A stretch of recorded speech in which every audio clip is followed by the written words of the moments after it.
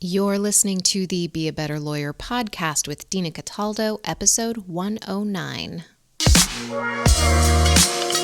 So how do high-achieving lawyers break through generations of being taught that we have to grind ourselves into the ground to get results for clients, build a successful business, and create a life we love? While law schools are busy teaching the rule of law, they're slacking on teaching us how to be a better human to create for ourselves the success we thought we'd achieve after law school.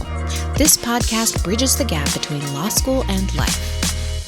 If you're listening to this, you're curious.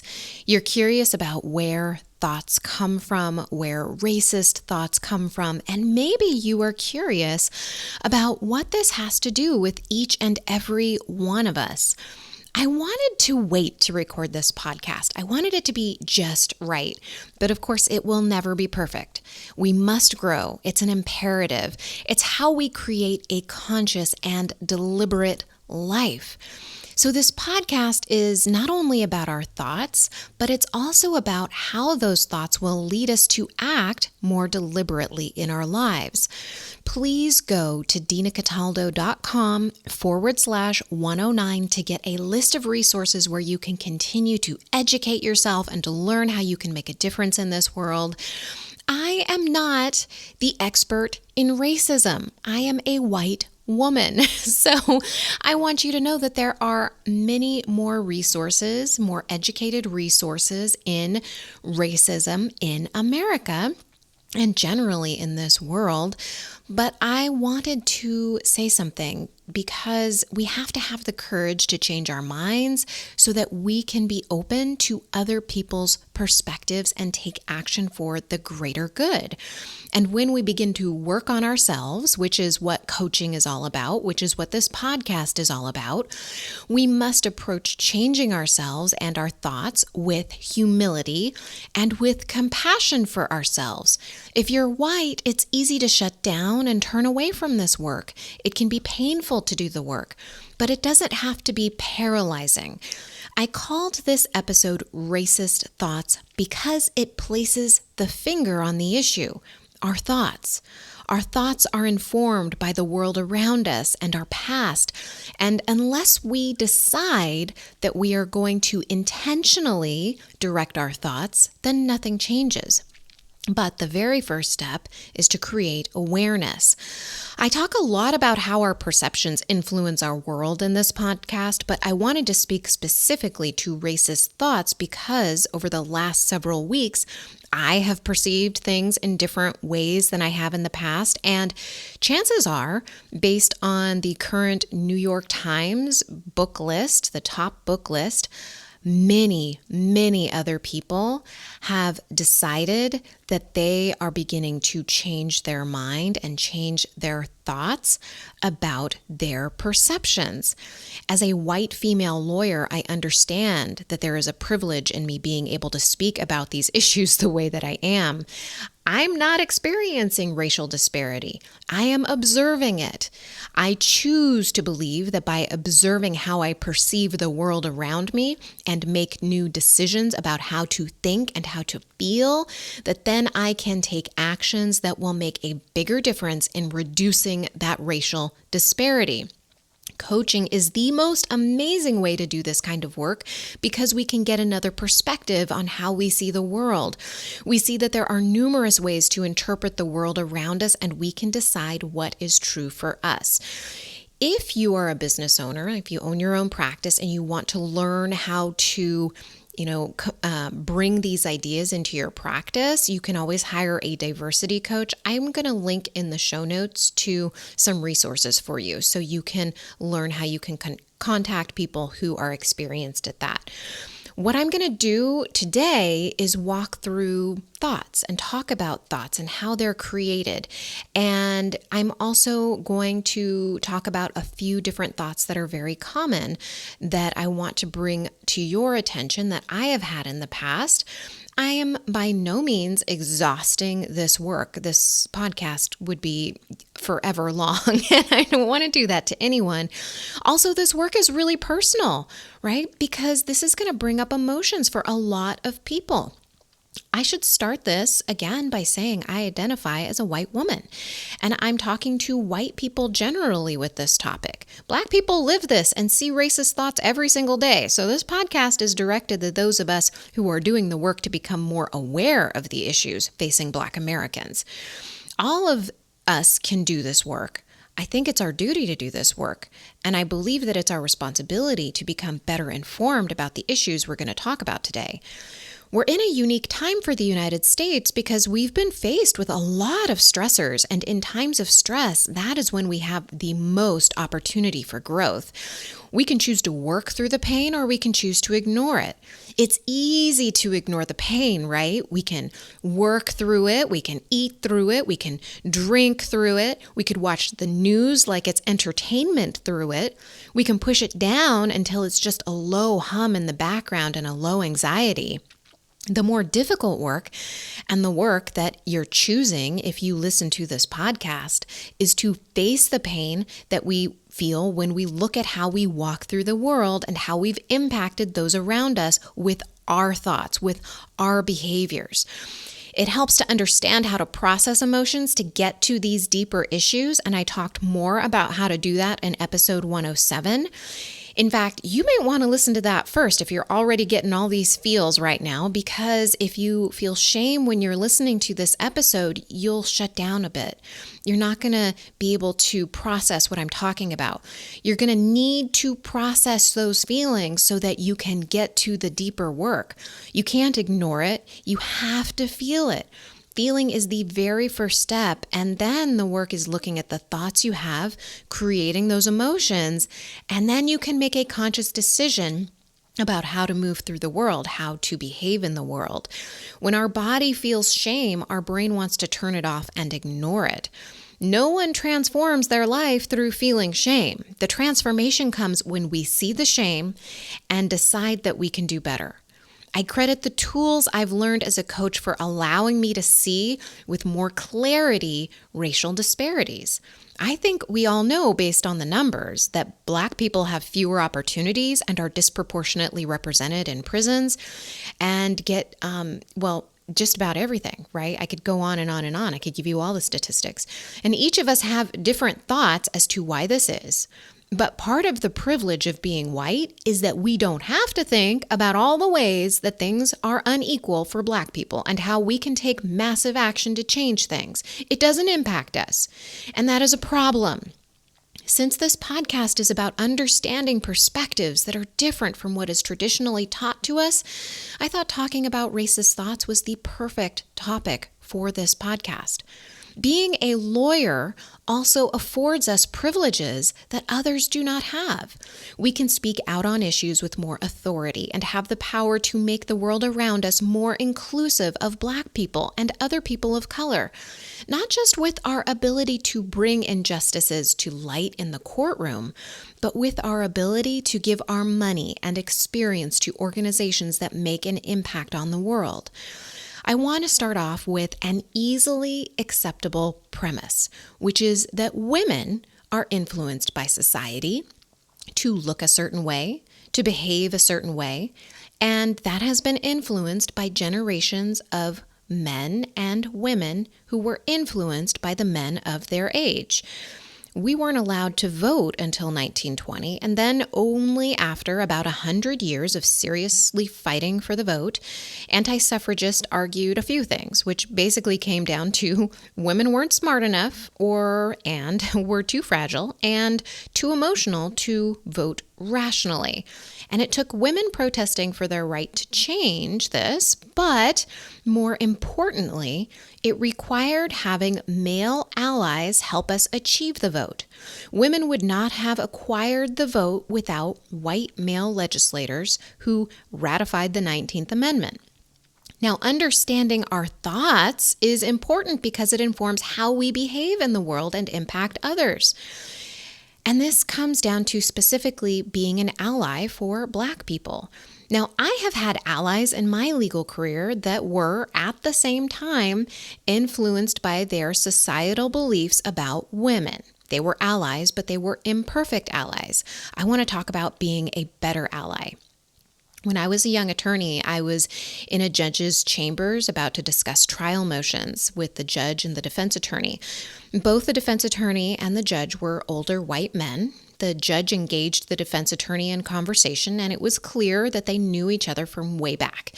And they could have gone on and on about what the judge wanted to talk about, completely ignoring me, but the defense attorney took the initiative to draw me into the conversation and make sure I was included. And I was really appreciative of that small gesture. And not too long after that experience with this defense attorney, I was in the jury waiting area because I had jury duty. And this very same defense attorney approached me and said that he knew that I was sitting there, even though he couldn't see my face, because of my fabulous legs. Now, if you're a woman, you know that this is just ridiculous, and we brush this off every single day, but it is a sexist comment. It is objectifying women. Men can be an ally to women and still have sexist thoughts. But wouldn't it be more helpful if all of us learned what our thoughts were, our implicit thoughts, right? Our unseen thoughts, so that we wouldn't act on those thoughts, so that we could be a better ally. And as women, we've internalized a lot of the sexist thoughts that make the rounds in society, right? Things like, I'm bad at math. I should want to have children. I should want to be married. I mean, I once had a male court attendant say to me that there was something wrong with me because I didn't want to have children. And I've also had women tell me, well, one day you will want children. And there are more sexist thoughts that come up all the time, including things like, well, if you're ambitious, then you're not a good mom, or you should want to be at home with your children more, or why did you have children if you're spending so much time on your business? These thoughts come from a society that hasn't unlearned sexist thoughts and don't understand their impact on society at large, how it prevents people from moving freely in this world. And we can be an ally to Black people and still have racist thoughts, but we can be even better allies if we scrub our brains and keep learning about how racial thoughts influence our actions. Then we can see our thoughts, and then we can decide how we want to act in the world. So why is it important to learn about how our thoughts influence how we behave in the world? Well, I want you to think about the legal profession in particular. In many medium and large law firms, there are not a lot of women, and there are even fewer people of color. And think about how promotions are decided. The higher-ups, who are usually white men, want to know the candidates. Well, how do they get to know them? At gatherings, outside the office, or through working with them on assignments. And how do they get the best assignments? Well, they have to know somebody, right? And how do you get to know people better? Often it's by spending time with them outside of the office. So let's say there's a party at a lawyer's home. That lawyer is a white male and invites his lawyer friends, who are statistically probably all white males. Each of those white male lawyers invites one friend. And statistically, those people are probably also white male lawyers. And I'm totally generalizing to make a point here, but there was recently a study that 75% of white people don't have Black friends, so it is a realistic example. Here's the point. If we do not consciously think about how we are thinking, about who we are inviting to the party, we can't create more opportunities for people of color or women or any other minority. Imagine that party differently. Imagine that the white male lawyer invites all white lawyer friends over. Then some of those white male friends invite a Black lawyer or 2 or 3 and a woman or 2 or 3. And then there's more representation and there's more opportunity for people who aren't typically invited to the party. If we're oblivious to the thoughts that we have that have created the situation where we aren't inviting Black people to the party, then we are part of the problem. Understanding how our thoughts impact our present and our future is part of the solution. If you're listening to this podcast, it means you're interested in how your brain works and how your thoughts come into existence. At least that's what I'm hoping. And once we start doing this work, it impacts not only us, but all of those around us. Where do thoughts come from? They come from stimulus in our environment. I like to think about it like a lightning bolt hitting the top of our head whenever we see, hear, smell, or sense anything in our environment. It's a little jolt of electricity that gets our brain turning.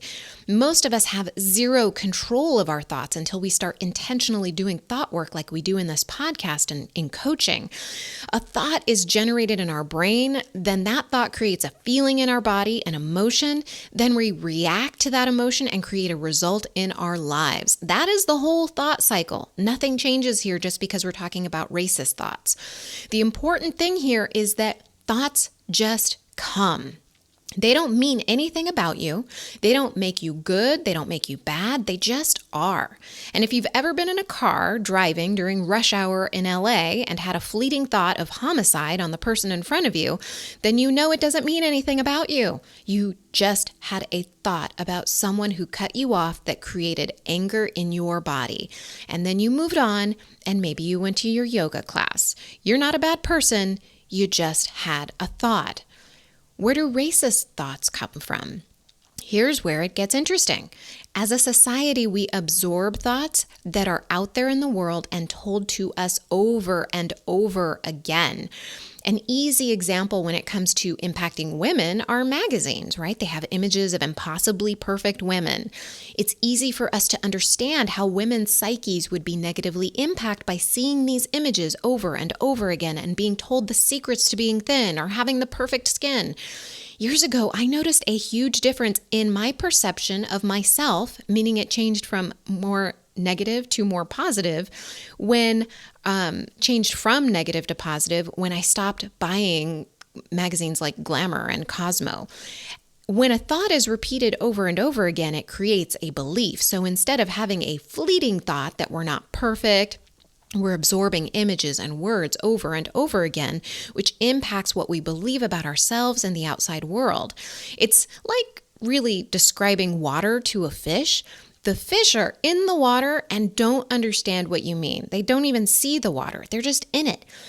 We just assume that we're not good enough or pretty enough because we don't measure up to these words and images in the media. We don't think anything of them. We just assume that's how the world is. A really good description of this in terms of racism I heard in a podcast with Brené Brown interviewing the author Ibram X. Kendi. I'll link to this in the show notes too. So the way he described racist thoughts was like this. Imagine walking in the rain. The water's coming down on you, right, at all angles. These are all the racist images, the thoughts and perceptions of others, passed down in our culture over the years, in magazine, in popular culture, in the media. And if you're a white person, you're just walking through the water, not even knowing you're wet. Then one day someone hands you an umbrella and you realize when you have it over your head that it's raining. And that's why none of us should be ashamed of the thoughts that I'm going to talk about today, bring up for you, right? Like none of us should be ashamed of things that you work on when you start educating yourself about racism. Maybe like me, you had a moment when you finally realized that it was raining. Remember that story I told you about the defense attorney? He was an imperfect ally because he still felt like it was okay to comment on my physical appearance. Well, I can tell you more stories about male defense attorneys who crossed the line and how they spoke with me and also did not see anything wrong with it. They would actually describe themselves as feminists. The reason they didn't think there was anything wrong with objectifying women is because they've been impacted by the thoughts of those around them and the society that they have lived in. They have absorbed the culture around them. They absorbed years of men talking nonchalantly about a woman's appearance and expected women to put up with it because that's what they always did. And women often didn't say anything. I've been guilty of this too, because it's too much work to correct them. It can be draining when you just want to do your work. And it's easier sometimes to just move on or laugh it off. And it's easier for us than being labeled a bitch or difficult. And this is another reason why understanding our thoughts is so important. Just because a Black person isn't correcting you doesn't mean your words and actions don't have an impact. It doesn't mean that your thoughts are not being impacted by the culture that we've been steeped in. It's like being steeped in a cup of tea, right? You just don't see it. How do we unlearn racist thoughts. The links I'm providing in the show notes can give you background on how thoughts have been instilled in us. As a white woman, I am not the proper source for educating on all things racism, and I want to share sources from Black people who cover this topic so well. So remember to go to dinacataldo.com/109 to get those. But what if we just started? What if we simply started with the belief that we all have racist thoughts? If you're not with me yet, just humor me here. Our country was founded on the backs of Black people being enslaved. There were 4 million enslaved in the U.S. at the peak of slavery. And despite Black people receiving the vote in 1870, that really didn't take effect until 1965 with the Voting Rights Act.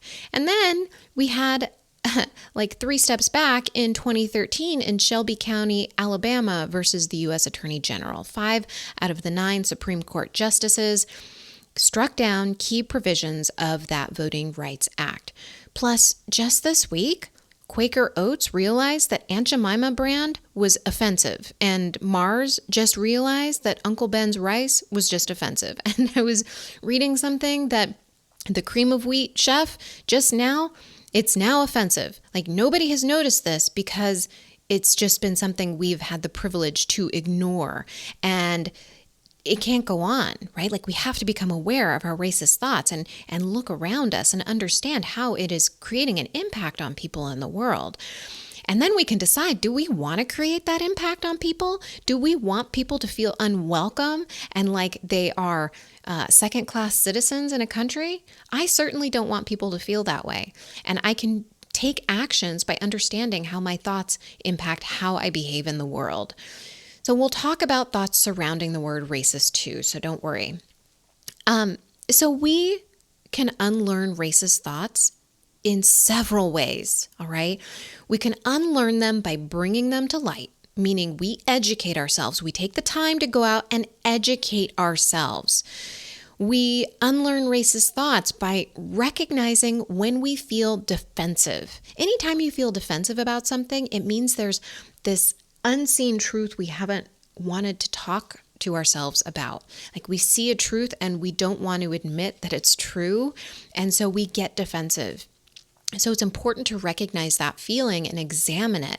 Same thing with shame. Like, we've got to examine these emotions and ask ourselves, well, why am I feeling this way? What are the thoughts that are creating this emotion in my body? We can unlearn racist thoughts by having the courage to face our negative emotions and sit with them, right? And have compassion for ourselves and really process them. That's what I was talking about in episode 107.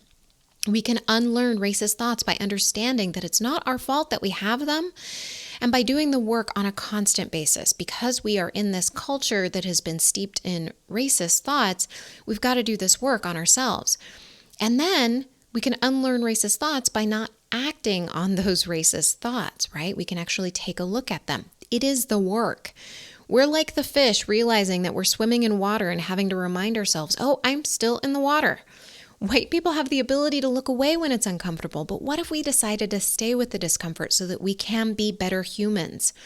I want you to understand, and we've talked about this a lot on the podcast, that thoughts are just sentences in our minds. They are made up of words, and words have power.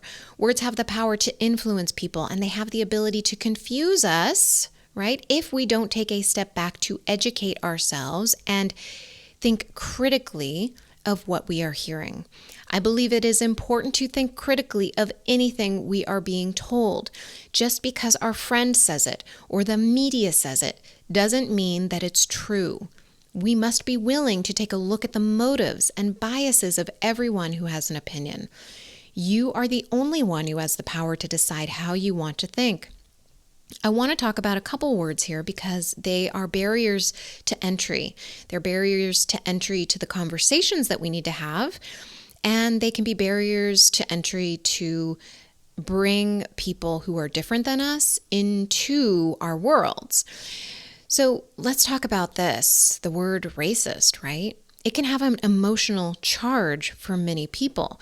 And if we're not willing to recognize that emotional charge, we can't unlearn racist thoughts. So the word racist used to be emotionally charged for me. I interpreted it. I had the thought that being racist meant that you hated Black people or any other person of color, and or I treated people differently based on their color. Well, what if we interpreted being racist as simply not unlearning racist thoughts?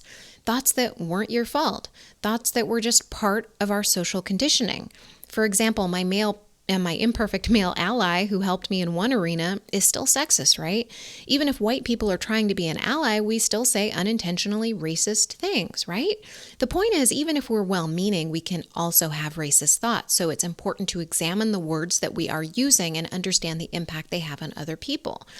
Another example of words being a barrier to entry when we don't consciously observe our thoughts are our names. I was thinking about this because when I was a kid, my dad told me why he named me what he did. And my middle name's Lynn, he said that he purposely chose that as my middle name because he didn't want my name to sound too ethnic when I put it on resumes when I got older. And he believed that a white middle name signaled to potential employers that I was white, so I would have more opportunities. Talk about a barrier to entry, right? Just a name, a single name.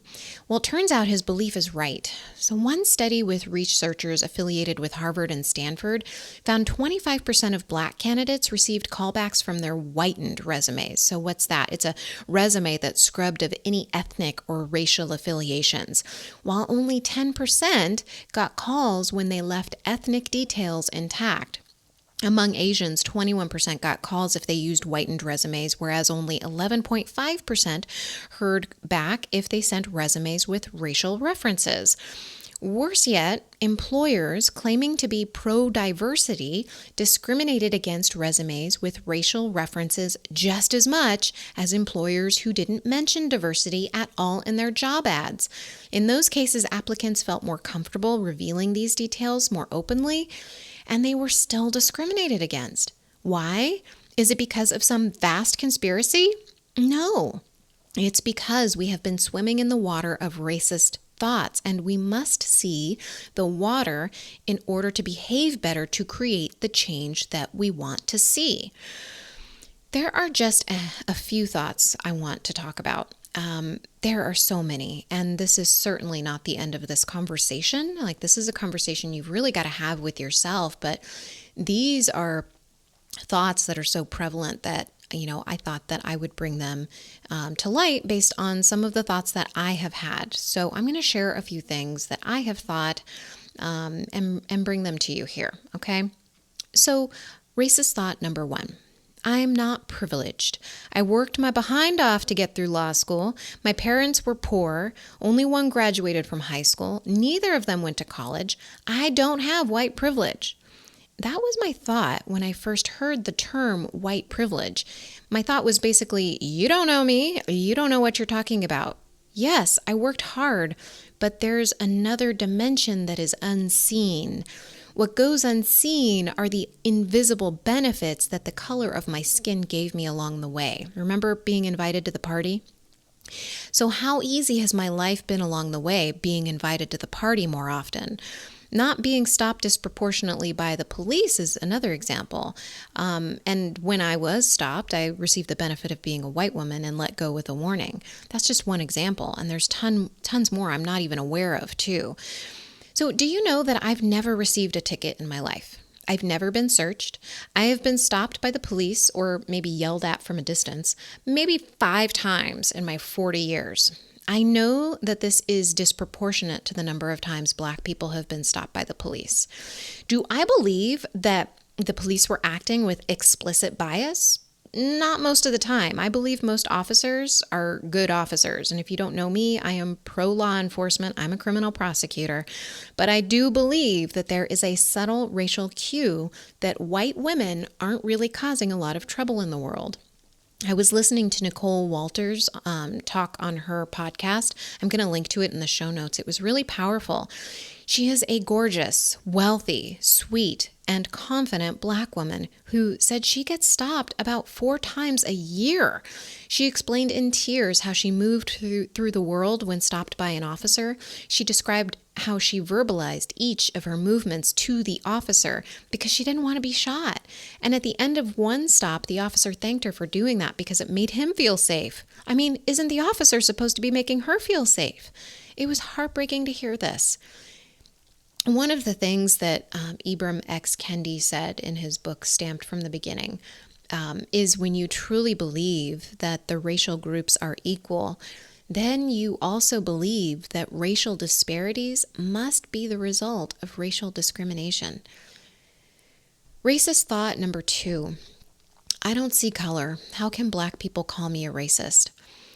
Having racist thoughts does not mean you're a bad person. Often when we become defensive, we'll say something like, I don't see color. The only reason white people don't see color is because we have the privilege of moving through the world without thinking about our skin color. That means that we have also benefited from our skin color in some way that we just don't see.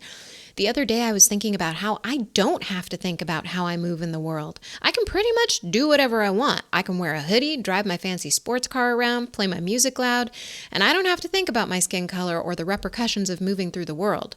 On the other hand, Black people are constantly thinking about how they move in the world. Have you noticed as lawyers, maybe in your surroundings, that a lot of Black men in the legal profession dress nicer than anyone you've ever seen? They are thinking about how they are perceived constantly. But most white people, we don't. And when I listen to the stories of Black men and women who are teaching their children that they have to move differently in the world because they will be treated differently than their white friends, that highlights this issue. White people do not have to see color. And when we think the thought, I don't see color, it's a reflection of the unseen white privilege we have. We get to move through this world not seeing color, while Black people have to think about the color of their skin. This is a thought that we can work on, and we can begin understanding what is going on, what is happening in this world, and it's a continuing process of education for ourselves. The last thought that I want to talk to you about today is this. Basically, it comes down to, well, I've had the same experience as a white person, so I don't understand why it's a race issue. Why is this thought racist? Well, it's steeped in unseen privilege. When you're white, you don't have to think about those things. You don't have to think about how you move through the world as diligently as Black people have over the years. And, I specifically thought of this thought. I've had the same experience as a white person, so I don't understand why it's a race issue because I hear stories about how Black people have said that they're followed around shops and they don't see this in terms of white people. And so one of the thoughts I had was when I was a kid, my dad owned a store and if he wasn't following everyone in the store around, I was sent to go follow everyone in the store around. It was not about what color your skin was. It was about, hey, we just got to make sure that nobody steals from us because we've been stolen from before. And so it had nothing to do with race, but that was my past informing my present thought. So what I want you to see here is just because we have an experience doesn't mean that it invalidates another person's experience. We might have a thought based upon our past experiences, but we can't invalidate what someone else is seeing in their world. So it's important to understand other people's perspectives. And when you hear them over and over again, you've got to believe that they are telling you the truth. Just like when we're talking about women who operate in this world and they're raped and we start, looking for ways to blame them for being the victim as if they haven't gone through enough. We start telling them, well, you should have dressed differently. You shouldn't have put yourself in that situation. You shouldn't have had any alcohol. It's like, hey, why don't we just take a look at the bigger picture and look at what the other person is experiencing. And then we can start moving past this. But we've got to get really conscious about how we think about things. And our past, because it influences how we think about things, we've got to be really aware of why we think what we think. And like, it's true in business, just as it is when it comes to our thoughts about race, right? Like, we believe we can't do something because we haven't done it before. It doesn't mean we can't do it, but we hold ourselves back from moving forward in our life, moving forward in our practice, because we have all of these beliefs that we can't do it. Right? Same thing with the example about women in math, right? Like, just because you haven't been able to do math in the past, and really a lot of that has to do with some of the self-talk we have that's based on the society putting those thoughts into our brain, it doesn't mean that we can't learn how to do math and that we won't be able to do it in the future, but it stops us in our tracks from doing any of the work on ourselves to create different thoughts, to create different actions in this world. To understand another person's experience, we have to put our past aside so we can hear what they are saying. If we can do that, we can create the connection that we want to create in this world. Because we are so steeped in the past, we have to imagine a different future and act from that place to create what we want. Wow. Well, I have included resources in the show notes for you to continue learning from people who are far more knowledgeable about racial disparities and perceptions than I am. You can get those resources and all the resources I've mentioned in this podcast at dinacataldo.com/109. I do want to hear from you. This is a very personal work that each of us needs to do and is doing right now.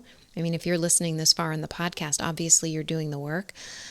I would love to hear your thoughts, though, so you can find me on Instagram at dina.cataldo.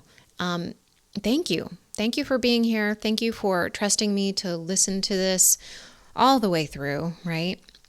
Because this is not an easy topic to listen to. This is not an easy thing to think about and understand our behaviors and how we can impact other people in the world. But it is an amazing work to be able to do. It is such an act of generosity to do this work and create what we want to create by examining our thoughts, by looking at how we work in this world, how we behave in this world, so that we can become more inclusive. So that's what I have to say this week. I will talk to you soon. Have a great day. Bye. Hey, if you enjoy this podcast, I offer one-on-one coaching using my Be a Better Lawyer framework. That's where we rewire your brain to help you create the life and the practice that you want. Go to dinacataldo.com to schedule a strategy session.